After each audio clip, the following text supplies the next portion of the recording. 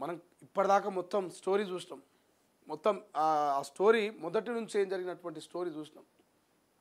So ఎవరైతే రాజలింగమూర్తి అనేటువంటి వ్యక్తి ఉన్నాడో, సో కాళేశ్వరం నిర్మాణంలో మేడిగడ్డ పిల్లర్ల కుంగుబాటులో లక్షల కోట్ల రూపాయలు, వేల లక్షల కోట్ల రూపాయలు, దాదాపు 1,20,000 కోట్ల రూపాయల ప్రజాధనం దుర్వినియోగమైంది.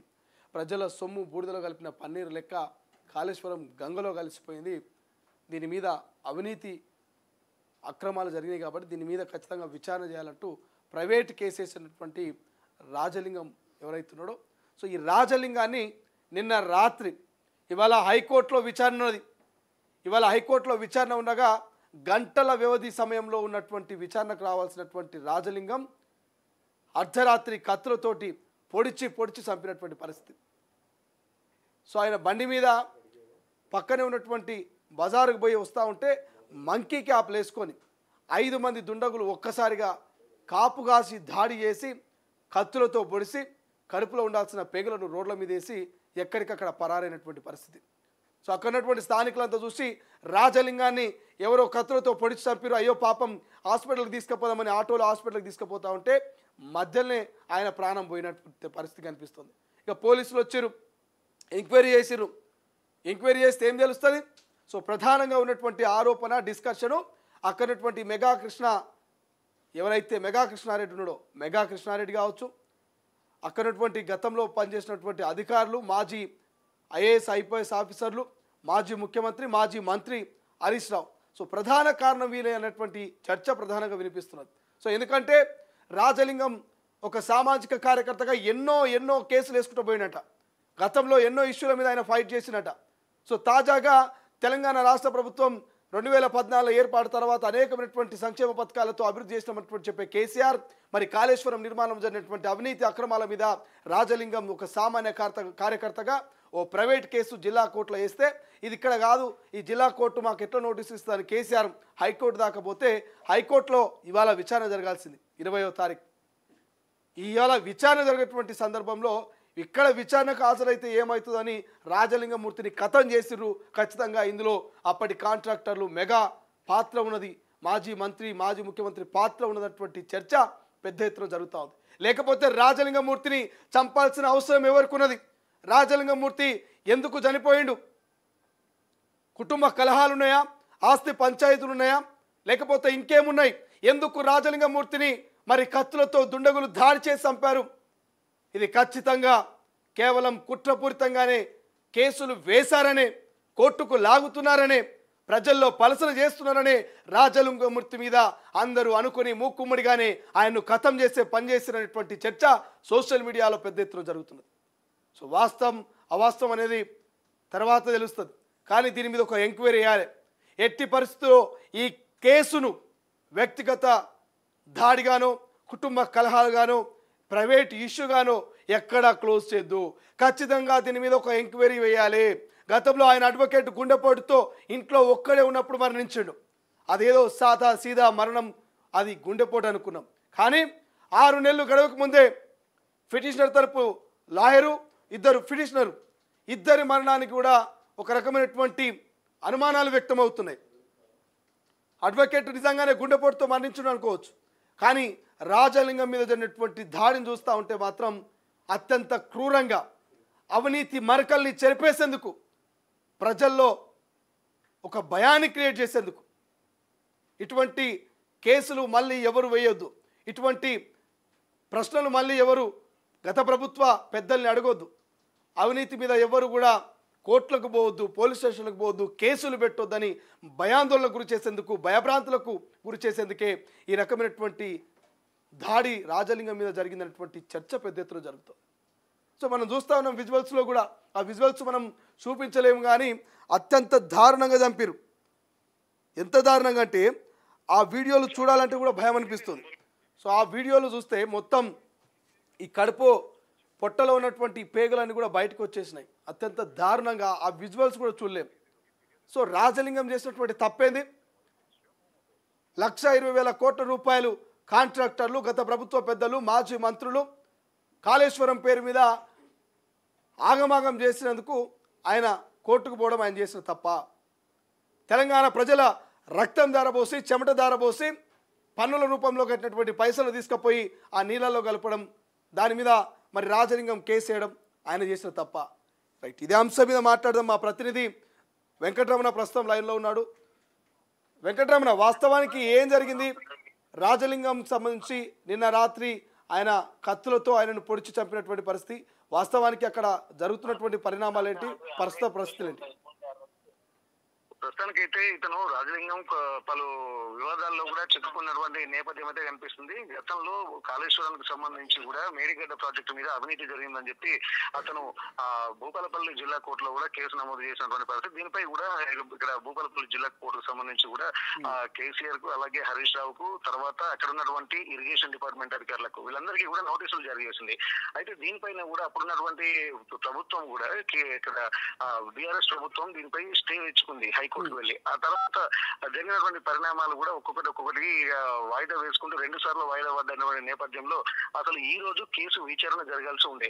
కానీ దీనికి సంబంధించినటువంటి కేసు ఈ రోజు విచారణ జరిగేటువంటి సమయంలోనే నిన్న రాత్రి అంటే కోర్టుకు హాజరవుతే మళ్ళీ ఎలా ఉంటుందో అన్నటువంటి భయాందోళన కావచ్చు, లేకపోతే ఇంకా ఏ కారణాలైనా కావచ్చు. కానీ దీని మీద రాత్రి కొంతమంది గుర్తు తెలియని దుండగులు అతను అంబేద్కర్ చౌరస్తా నుండి ఇతను వెంటబడి దాదాపు ఆటోలో ఒక 6 వ్యక్తులు మంకీ క్యాప్లు ధరించి అతన్ని ఫాలో అయినట్టు తెలిసింది. అంబేద్కర్ సెంటర్ నుంచి ఆ కొద్ది దూరం ముందుకు రాగానే చీకట్లో ఉన్నటువంటి పరిస్థితులు కొంత సిచ్యువేషన్ చూసిన తర్వాత అతను అక్కడికి వెళ్ళి అటాక్ చేసి, అంటే సీసీ కెమెరాలో ఎట్లాంటి లేని ప్రాంతంలో మర్డర్ జరగడాన్ని కూడా చాలా తీవ్రంగా పరిగణించాల్సి ఉంటుంది. అంటే దీనికి సంబంధించి కూడా ఇది ముందే రెక్కి ప్రీ ప్లాన్ మర్డర్ గానే అనుకోవచ్చు. ఎందుకంటే అక్కడ ఎక్కడ చుట్టుపక్కల సీసీ కెమెరాలు కూడా లేకపోవడాన్ని కూడా మనం గమనించాల్సిన అవసరం ఉంది. అది రెక్కి నిర్వహించి ఒక పూర్తి స్థాయి క్లారిటీ వచ్చిన తర్వాతనే అదును చూసి తనను కత్తులతో పొడిచి చంపినటువంటి పరిస్థితి నెలకొంది శ్రీకాంత్. అయితే దీనికి సంబంధించి కూడా ఇప్పటికే పోలీసులు పలు అనుమానాలు వ్యక్తం చేస్తున్నారు. గతంలో ఏ కారణాలు ఉన్నాయో అన్నటువంటి కోణంలోనే దర్యాప్తు అయితే ప్రారంభమైంది. ప్రస్తుతానికి అతని డెడ్ బాడీని మాత్రం ఇక్కడ ఉన్నటువంటి గవర్నమెంట్ హాస్పిటల్ కి తరలించారు. దీనికి సంబంధించి కూడా తన కుటుంబ సభ్యులు కూడా అక్కడే నిన్న రాత్రి కూడా వెంకటరమణ ప్రధానంగా కుటుంబ సభ్యులు ఏమంటా ఉన్నారు, సామాజిక కార్యకర్తలు అక్కడ ఉన్నటువంటి వాళ్ళందరూ ఏమంటున్నారు, అక్కడ హాస్పిటల్ వద్ద పరిస్థితి ఏమైనా భారీ బందోబస్తు లాంటిది ఏమైనా ఏర్పాటైందా? ఖచ్చితంగా. ఎందుకంటే నిన్న జరిగినటువంటి పరిణామాలు చూస్తే అక్కడ అంబేద్కర్ సర్కిల్ దగ్గరే కుటుంబ సభ్యులు, అతని బంధువులు, అలాగే అతని సన్నిహితులు కూడా తీవ్ర ఆరోపణలు గతంలో ఉన్నటువంటి మాజీ ఎమ్మెల్యే గండ్ర వెంకటరమణారెడ్డి మీద కూడా కొన్ని ఆరోపణలు చేశారు. అంటే ఇప్పటికి వాళ్ళు వేర్చుకున్న విధానం చూస్తే నీ కళ్ళు ఇప్పటికైనా చల్లబడ్డాయా అన్నటువంటి ఒక కోణం కూడా వాళ్ళ ఆలోచనలు రేకెత్తిస్తుంది. ఎందుకంటే దీని వెనుక కొంతమంది బీఆర్ఎస్ నేతల హస్తం ఉందా అన్నటువంటి అనుమానాలు కూడా వ్యక్తమవుతున్నాయి.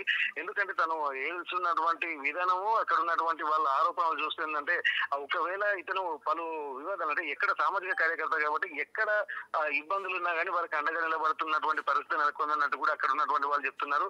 ఇప్పుడున్నటువంటి నేపథ్యంలో కూడా కాళేశ్వరం సంబంధించి అలాగే కొన్ని భూ వివాదాలు కూడా కొన్ని ఉండేటువంటి అవకాశం ఉందని చెప్పి అంటున్నారు. ఆ విషయంలోనే ముఖ్యంగా ఈ రోజు అంటే మనం కాళేశ్వరం సంబంధించి ఎందుకు ఆలోచించాల్సి వస్తుందంటే ఈ రోజు కేసు విచారణ ఉన్నటువంటి నేపథ్యంలో నిన్ననే హత్యకు గురి కావడం కూడా దీన్ని ఎక్కువగా సీరియస్ గా కాన్సన్ట్రేషన్ చేయాల్సిన అవసరం ఉంటుంది. దీనికి సంబంధించి కూడా గతంలో ఇదకు బెదిరింపులు కూడా వచ్చినట్టుగా తెలుస్తుంది. అయితే ఇప్పటి వరకు ఎలాంటి కారణాలు అనేవి ప్రత్యేకంగా రాలేదు కానీ అందరి అనుమానాలు మాత్రం కాళేశ్వరం ప్రాజెక్టు మేడిగడ్డకు సంబంధించినటువంటి విషయాలపైనే ఎక్కువగా వస్తున్నటువంటి నేపథ్యంలో అనేక అనుమానాలు చోటు చేసుకుంటేనే వాళ్ళు భార్య అలాగే బంధువులు ఆరోపిస్తున్నటువంటి విధానాలు కూడా దీన్ని బలం చేకూరుస్తున్నాయి. Srikanth, thank you so much Venkataramana. ఇది ఓవరాల్గా మనం చూస్తే గ్రౌండ్లో ఏం జరుగుతుంది ఏం కథ అనేటువంటి అంశాల గురించి కూడా మనం డిస్కషన్ చేసే ప్రయత్నం చేస్తే, సో ఒక్కసారి దీని గురించి కనుక మనం డిస్కషన్ చేస్తే సో అనేకమైనటువంటి అనుమానాలు తలెత్తున్నటువంటి పరిస్థితి మనకు కనిపిస్తుంది. సో మా వెంకటరమణ చెప్పినట్టుగా సో ఎవరైతే కాళేశ్వరంకి సంబంధించి ఎవరైతే ఈ రాజలింగం అనేటువంటి వ్యక్తి ఉన్నాడో సో ఈ రాజలింగం అనేటువంటి వ్యక్తికి సంబంధించి మనం ఒక్కసారి డిస్కషన్ చేసుకుంటే ప్రధానంగా సో అంబేద్కర్ చౌరస్తా అనేది ఒకటి ఉంది కదా, సో ఇక్కడ అంబేద్కర్ చౌరస్తాకు సంబంధించి ఈ కూడలిలో ప్రధానంగా ఈ కూడలికి సంబంధించి ఈ రాజలింగం అనేటువంటి వ్యక్తి ఇక్కడ బండి మీద ఇక్కడ వెళ్ళినటువంటి పరిస్థితి, ఇక్కడ షాప్కి వెళ్ళి మళ్ళీ రిటర్న్ అవుతున్నటువంటి సందర్భం, తన నివాసానికి రిటర్న్ అవుతున్నటువంటి సందర్భంలో సీసీ కెమెరాలు కూడా లేవట. ఇక్కడ ఎక్కడ కూడా సీసీ కెమెరాలు అటువంటి లేనటువంటి పరిస్థితి. సో నిర్మానుష్యమైనటువంటి ప్రాంతం ఇదంతా కూడా. సో ఈ నిర్మానుష్యమైనటువంటి ప్రాంతంలో కొంతమంది దుండగులు 5 మంది దుండగులు ఆటోలో వచ్చి వాళ్ళ ఫేసులందరికీ కూడా ఎవరైతే ఈ దుండగులు ఉన్నారో ఈ దుండగుల ఫేసులకు మరి మంకీ క్యాపులు పెట్టుకురట. సో ఈ 5 మంది దుండగులు మంకీ క్యాపులు పెట్టుకొని ఇక అదును చూసుకొని 5 మంది ఒక్కసారిగా మరి బండి మీద వెళ్తున్నటువంటి రాజలింగం మీద వాళ్ళేమో 5 మందే ఆయుధాలు ఉన్నాయి, వాళ్ళ దగ్గర కత్తులు ఉన్నాయి, ఇంకేమేమి ఉన్నాయో వాళ్ళు 5 మంది ఒక్కసారిగా ఒక్కడైనటువంటి రాజలింగం బండి మీద వెళ్తూ ఉంటే మనం ఆ విజువల్స్ కనుక చూస్తే ఇక్కడ హెడ్ మీద బాగా గట్టిగా బలంగా తగిలినట్టు కనిపిస్తూ ఉంది, బ్లడ్ కనిపిస్తూ ఉంది. కింద బలంగానే ఆయన్ను కత్తులతో ఈ 5 మంది ఒక్కసారిగా దాడి చేసి పొడిచి చంపినటువంటి పరిస్థితి మనకు కనిపిస్తూ ఉంది. సో నడి రోడ్డు మీద ఒక శవమై పడినట్టుగా మనం రాజలింగాన్ని చూడవచ్చు. ఇక అప్పుడే స్థానికంగా ఉన్న వాళ్ళందరూ కూడా ఆయన్ని ఆటోలో మళ్ళీ హాస్పిటల్కి తీసుకుపోతే హాస్పిటల్కి వెళ్ళేసరికి డాక్టర్లు ఆయన చనిపోయాడని చెప్పినటువంటి పరిస్థితి. సో ఇదంతా కూడా కేవలం కాళేశ్వరం అవినీతి మరకల్ని చెరిపేయడానికి, కేసులంటే భయపెట్టించడానికి, గత ప్రభుత్వ పెద్దల మీద కాంట్రాక్టర్ల మీద మళ్ళీ ఇటువంటి కేసులు ఎవరు వేయకూడదంటే ఒక భయం ఉండాలన్నటువంటి ఆలోచనతోటే గత ప్రభుత్వ మాజీ మంత్రులు, మాజీ అధికారులు, మాజీ ఉన్నటువంటి బీఆర్ఎస్ నేతలు చేసినటువంటి హత్య అంటూ కొంతమంది ఆరోపణలు చేస్తూ ఉన్నారు. ఆ కుటుంబ సభ్యులు కూడా కళ్ళు చల్లబడ్డాయా ఇప్పుడు అంటూ అక్కడ ఆవేదన వ్యక్తం చేస్తున్నారని చెప్తా ఉన్నారు. సో పోలీస్ స్టేషను అదేవిధంగా అక్కడ ఉన్నటువంటి హాస్పిటల్ దగ్గర ఆ డెడ్ బాడీ దగ్గర భారీ బందోబస్తు ఏర్పాటు చేసినట. సో ఎందుకంటే ఒక సామాజిక కార్యకర్త ఎన్నో కేసుల మీద ఎన్నో వివాదాల మీద ఆయన మరి ఫైట్ చేస్తూ ఉన్నాడు కాబట్టి మరి పోలీసులు ఏ కోణంలో ఎంక్వైరీ చేస్తారు, దీన్ని ఏం ఫైనల్ చేస్తారో చూడాల్సిన అవసరం ఉంది. ఇక్కడ చూస్తూ ఉన్నాం డెడ్ బాడీ, మనకు ఇక్కడ డెడ్ బాడీ కనిపిస్తూ ఉంది కదా. సో ఇక్కడ పోలీసులు కూడా వచ్చి ఈ డెడ్ బాడీకి సంబంధించి ఇక్కడ చూస్తూ ఉన్నారు వీరంతా కూడా. సో ఇది రాజలింగం గతంలో ఉన్నటువంటి ఒరిజినల్ ఫోటో మనం చూస్తూ ఉంటే ఖతం చేస్తారా అనేటువంటి వార్త కనిపిస్తూ ఉంది మనకిడ. సో రాజలింగం పాత ఫోటో ఇది. సో మరణించిన తర్వాత పొడిచిన తర్వాత అక్కడ ఉన్నటువంటి ఫోటో మనం చూస్తే చాలా బాధ అనిపిస్తూ ఉంది. సో ఇవాళ కనుక కోర్టులో కేసు కనుక మూవ్ అయినంటే, రాజలింగం కనుక హాజరైనంటే వేరే కథ ఉంటుండే. ఖచ్చితంగా మెగాకు లేకపోతే మాజీ మంత్రులకు, మాజీ ముఖ్యమంత్రి మెడకు ఉచ్చు బిగించే అవకాశం ఉంది. ఎందుకంటే ఇది ఈ ఇష్యూ పెద్దగా అయ్యేటువంటి అవకాశం ఉందనే కాన్సెప్ట్లోనే రాజలింగాన్ని ఖతం చేసినటువంటి ప్రచారం అయితే పెద్ద ఎత్తున జరుగుతూ ఉంది. ఈ ఆరోపణ పెద్ద ఎత్తున వస్తూ ఉంది కాబట్టి సో చూద్దాం ఏం జరుగుతుంది రాజలింగంలో కేసు విషయంలో అనేది.